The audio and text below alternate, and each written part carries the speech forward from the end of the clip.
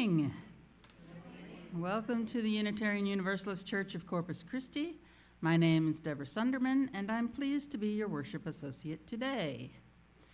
Whether this is the first time you've been with us or you've been with us for years, whether here in person or online, we unconditionally welcome you as your full, authentic self. We're excited to welcome you to our worship service this morning. We welcome all faiths and no faiths. In particular, we welcome you as you are and whoever you love and wherever you are on your journey. Our gathering together during this time has intention and purpose. This space at this time is holy and sacred.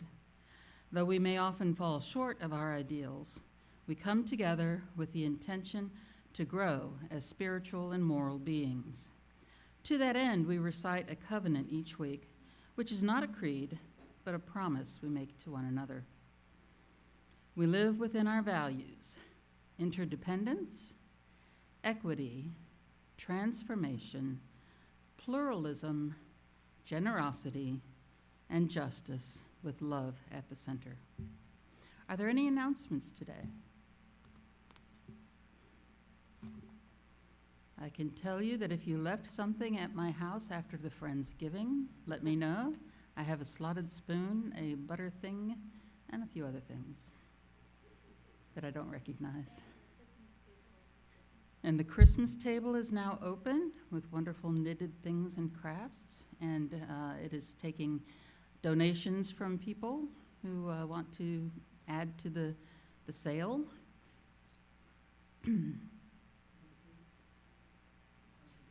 Oh, the congregational meeting next 2 weeks, December 14th, after the service. Okay, Tacos Not Bombs, making Saturday sandwiches for Sunday delivery, right here at the church at 10 o'clock, 11 o'clock? 11 o'clock on Saturday.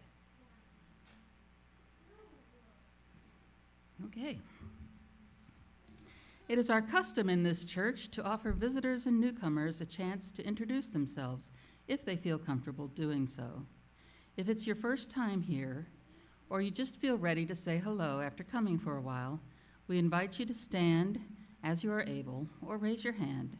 We will bring a microphone to you so that our online viewers can hear, and we would like for you to tell us your name and where you're from. Would anyone like to introduce themselves?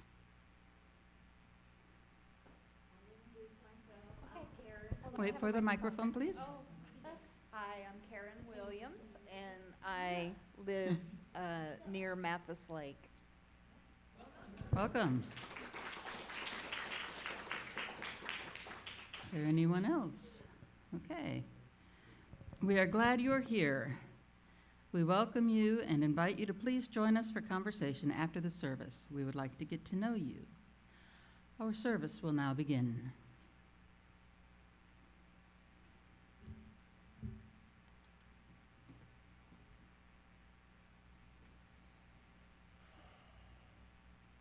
And y'all feel free to sing along today. With the change up, a little hard to put things together with the choir today. So yeah, feel free to sing.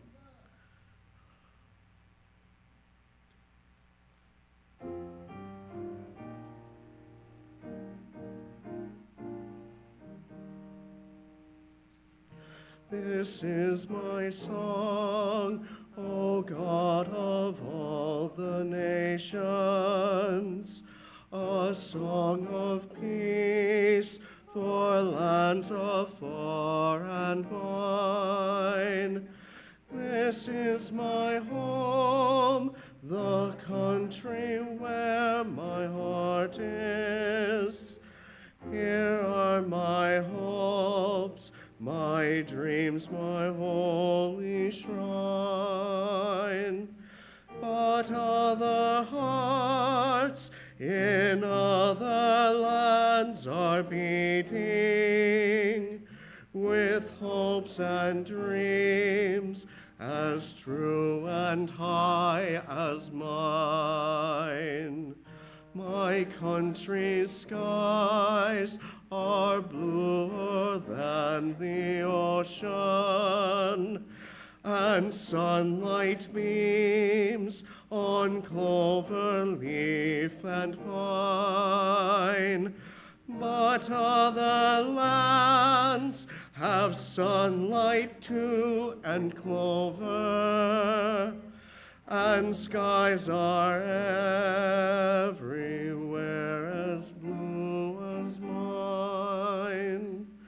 Oh, hear my song, thou God of all the nations, a song of peace for their land and for mine.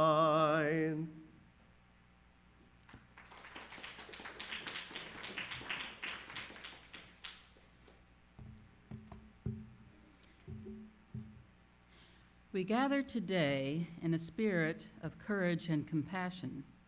Our Unitarian Universalist values call us to honor every person's worth and to face difficult truths with open hearts. Today we bear witness to the suffering caused by chemical warfare, a suffering that crosses borders and generations.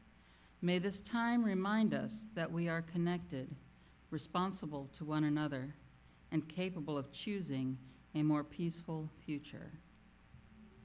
I would like to invite Zane up to light the chalice while I share these words.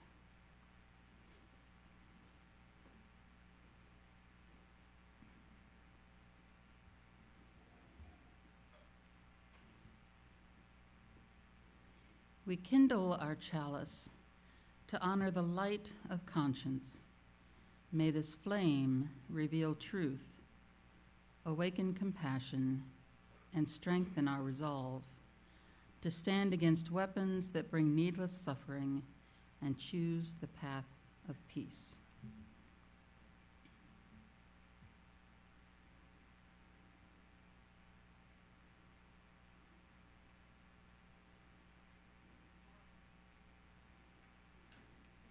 Please rise in body or spirit for the affirmation of our church covenant. Love is the doctrine of this church. The quest for truth is its sacrament, and service is its prayer. To dwell together in peace, to seek knowledge in freedom, to serve human need to the end that all souls shall grow into harmony with the divine. Thus do we covenant with each other and with all we hold sacred. Please be seated. Now we have our opening music.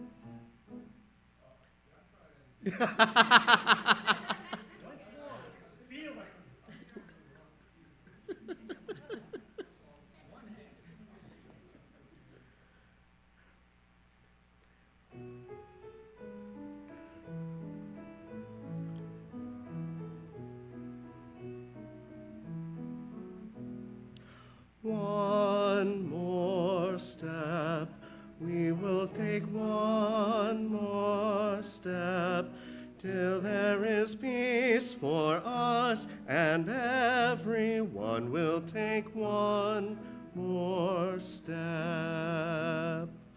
One more word, we will say one more word, till every word is heard, till everyone will say one more word. One more prayer, we will say one more prayer, till every prayer is shared by everyone. We'll say one more prayer. One more song, we will sing one more song, till every song is sung by everyone. We'll sing one more song.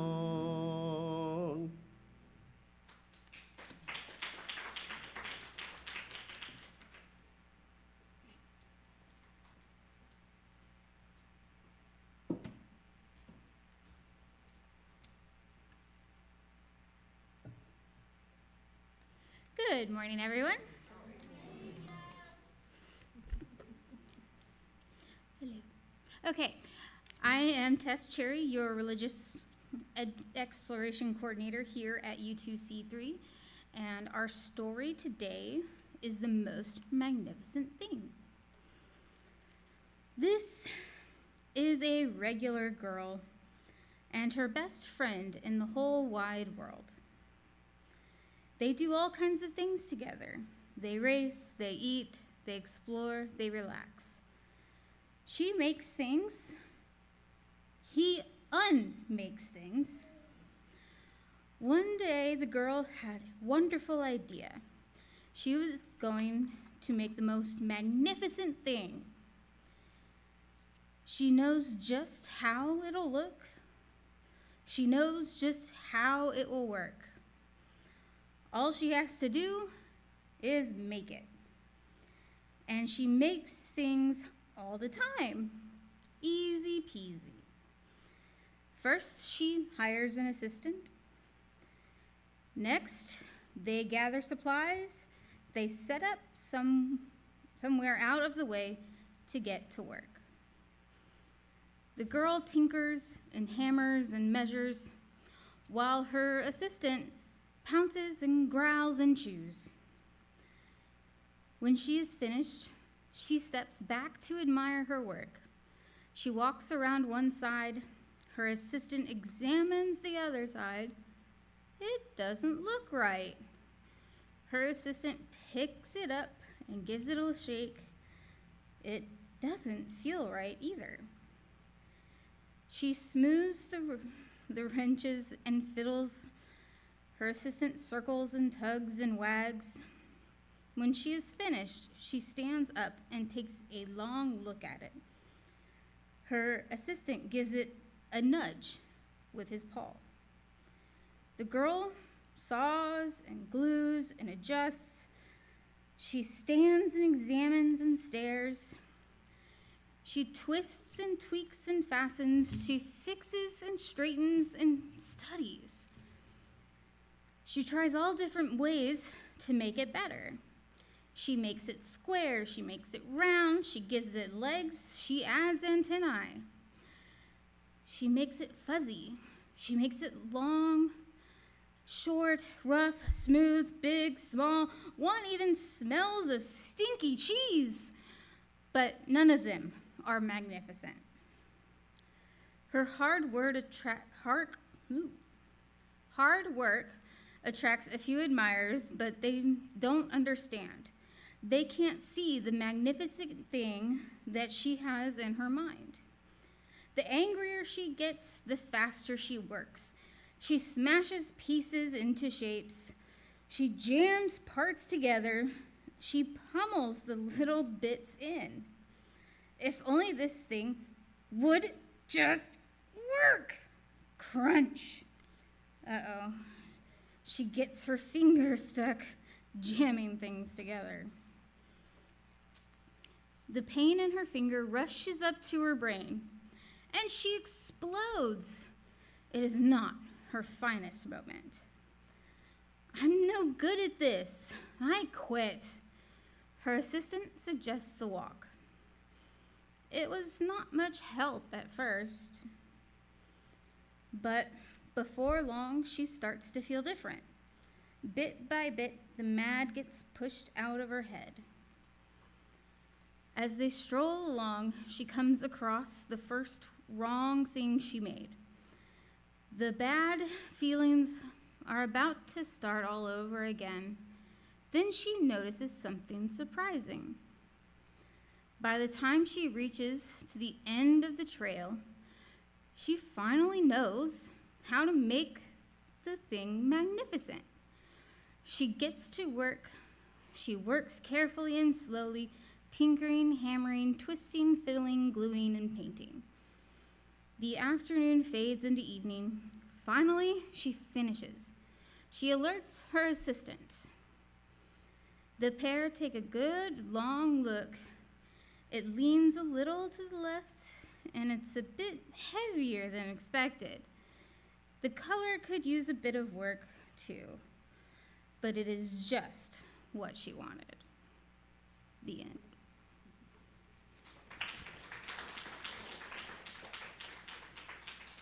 I would like to invite the young and young at heart to join me in RE.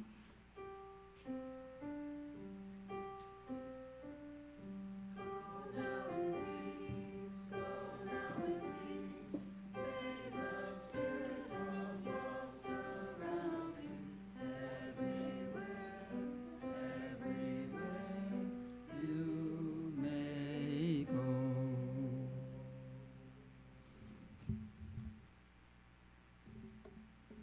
After our meditation reading and time of silence, and when the music begins, all who would like to are invited to come to the chalice table and light a candle representing a joy or sorrow you may be holding in your heart today.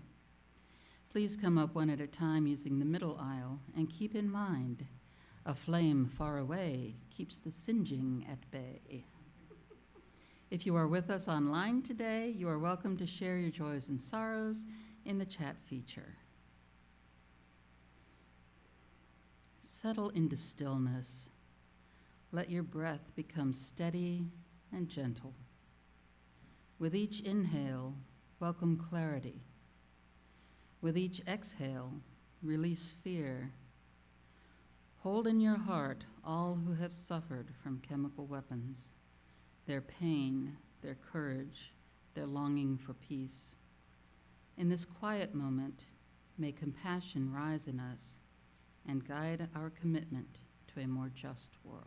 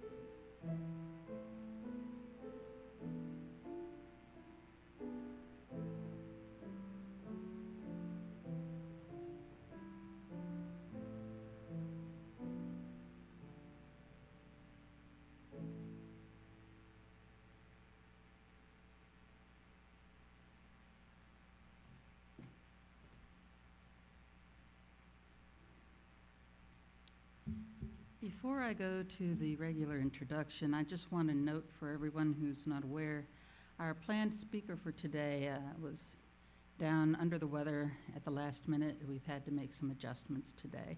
So I appreciate everyone who's made some adjustments today. Joy is an active member of this church. Her broad interests and love of education greatly enhance our congregation. She is a talented poet. We learned, I think, last week, she is a music composer. She likes to organize potlucks, and she proctors the book club. During a training session while working in corrections, she experienced firsthand what tear gas does.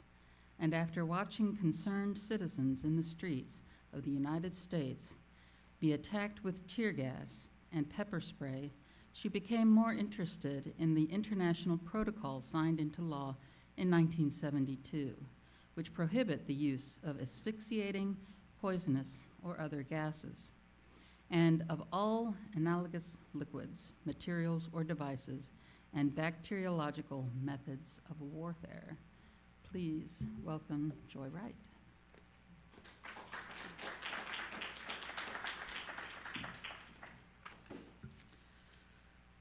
You know, I never even thought that Kathy Westergren's service regarding singing bowls was going to bring so much joy, and the people that would come for her service would be interested in uplifting message, and I don't have that today. So I'm hoping you can adjust, and I hope you will find some inspiration and learn some knowledge and consider what you already knew about this topic, because today, November 30th, is actually the day of remembrance for people who have suffered from chemical warfare. And people are like, I never heard of that holiday before.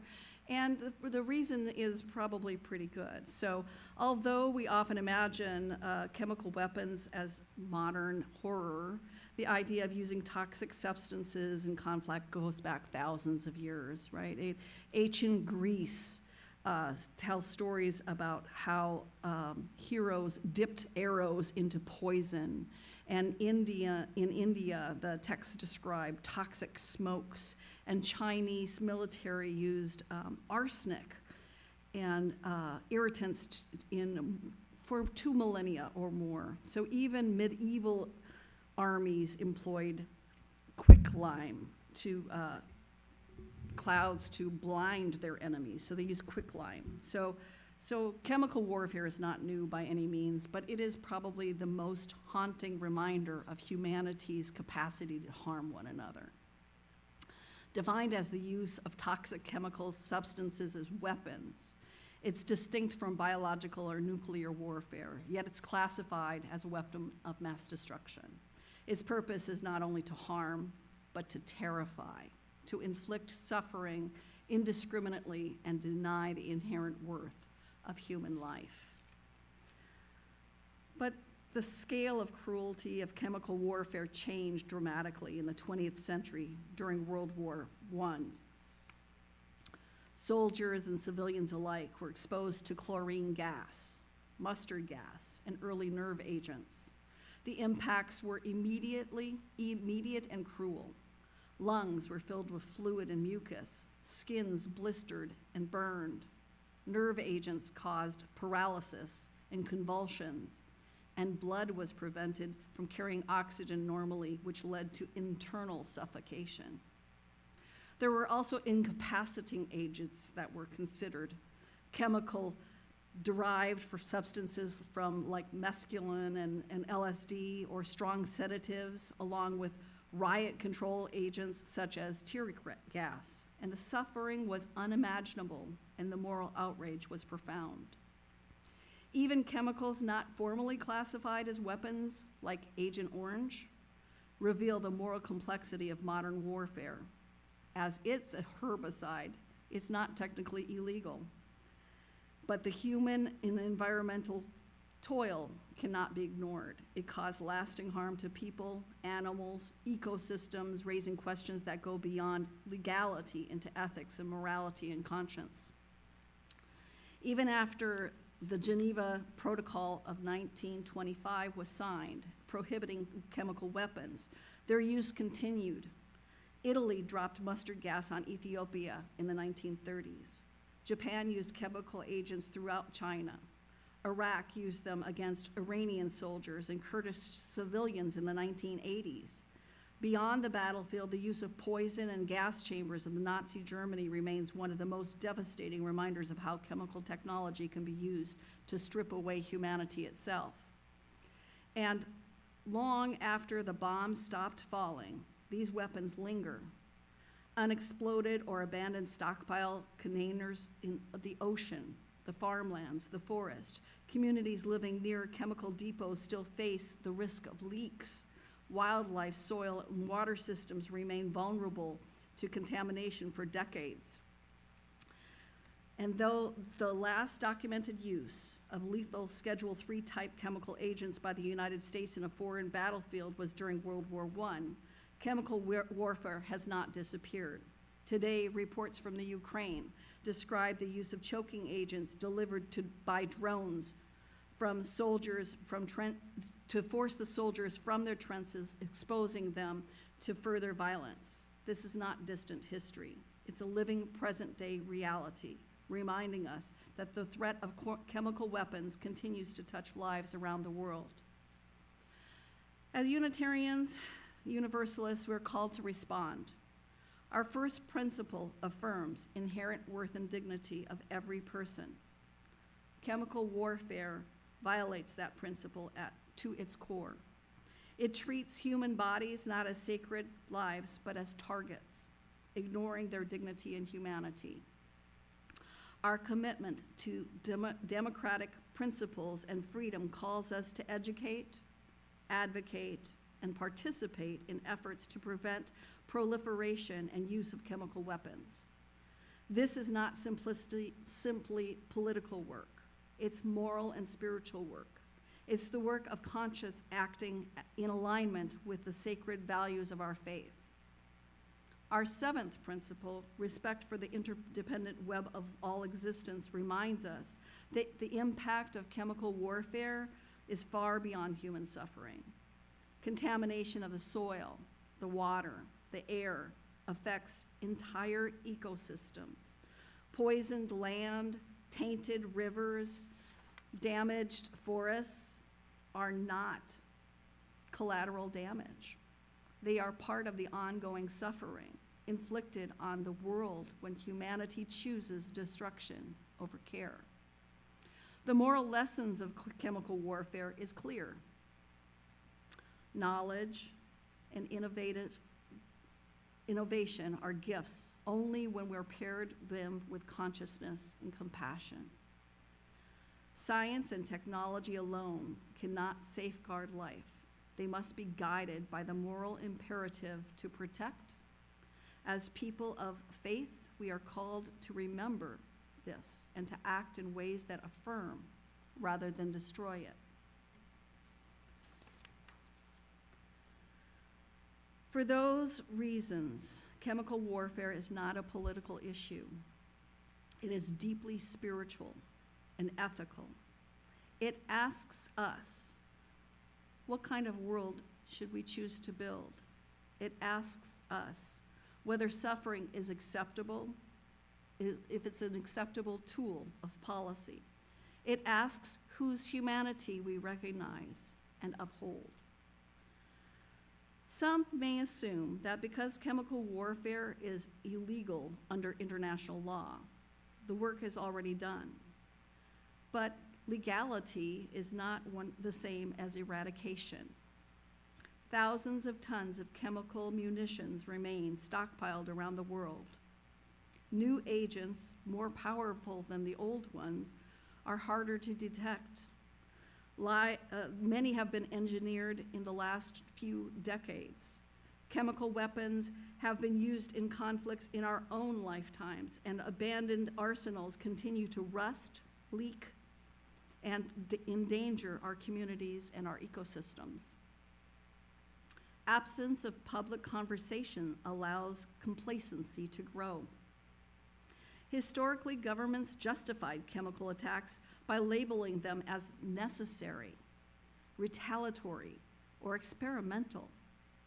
In fact, one of the things that I shared on Facebook this morning is a report that was written in the 1990s about Corpus Christi being used as a experimental release during the 1950s, along with several other cities such as St. Louis and Minneapolis.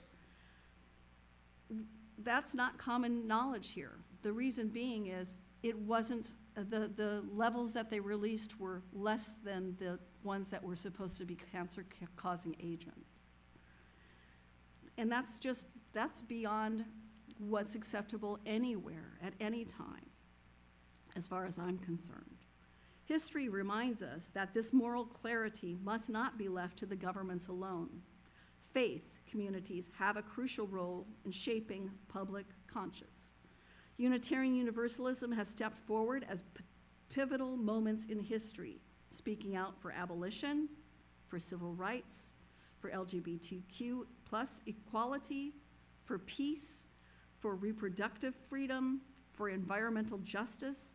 And today you are invited to add your voice with my voice to the global movement against chemical warfare.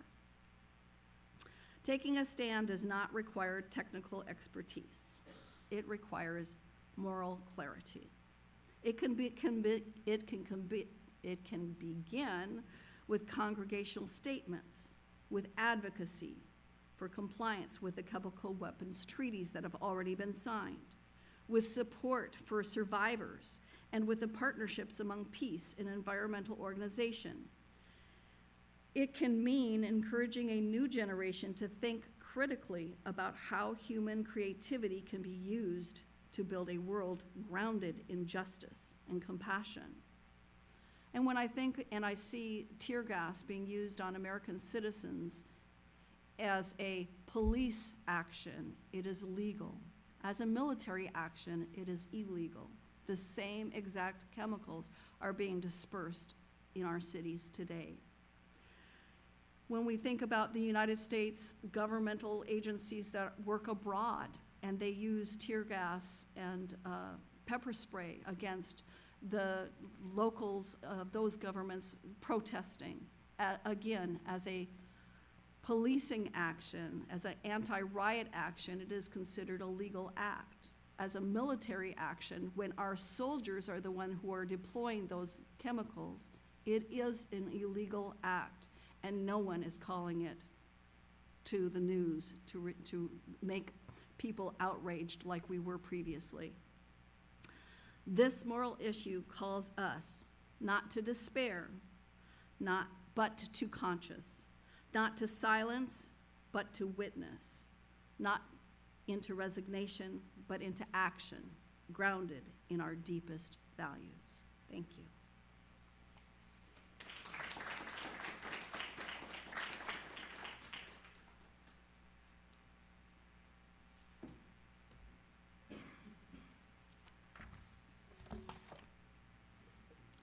Now is the time that we participate in the care of our church community by giving and receiving the offering. If you are contributing to your pledge today, please be sure to write pledge on your check or cash envelope. When the music begins, the ushers will present the offering basket to you, and all you have to do is drop your offering in, no passing required. In addition to the basket, for those joining us online at home, we have several options for making a Sunday offering. Please use the link on screen, to give through our website, by PayPal, or by using the Banco mobile app. What is given in love is received with gratitude. May this church be worthy of all your gifts. We will now proceed with the collection of the offering.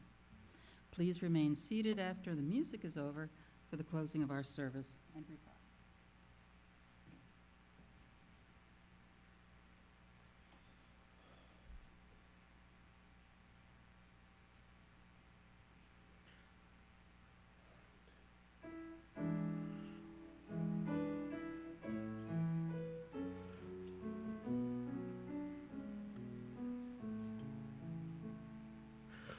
Come sing a song with me. Come sing a song with me. Come sing a song with me, that I might know your mind. And I'll bring you hope when hope is hard to find. And I'll bring a song of love and a rose in the winter time. Come dream a dream with me. Come dream a dream with me. Come dream a dream with me, that I might know your mind. And I'll bring you hope when hope is hard to find. And I'll bring a song of love and a rose in the winter time. Come walk in rain with me. Come walk in rain with me. Come walk in rain with me, that I might know your mind. And I'll bring you hope when hope is hard to find. And I'll bring a song of love and a rose in the winter time. Come share a rose with me. Come share a rose with me. Come share a rose with me, that I might know your mind. And I'll bring you hope when hope is hard to find. And I'll bring a song of love and a rose in the winter time.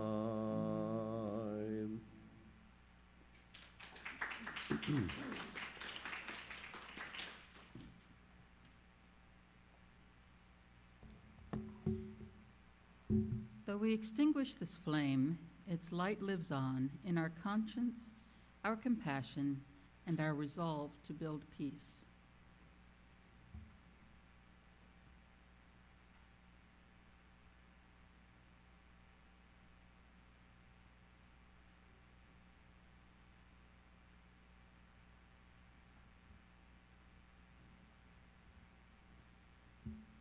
As we leave this space, may the truths we've held today stay with us. May our compassion deepen and our commitment to peace strengthen. Let us carry this hope into the world again and again and again.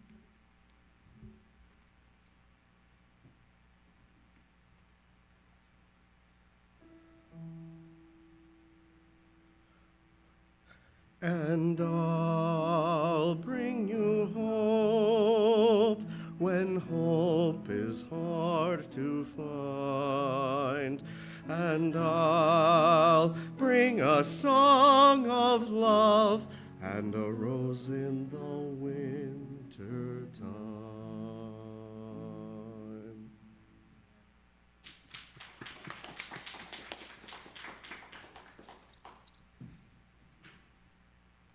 and peace, blessed be.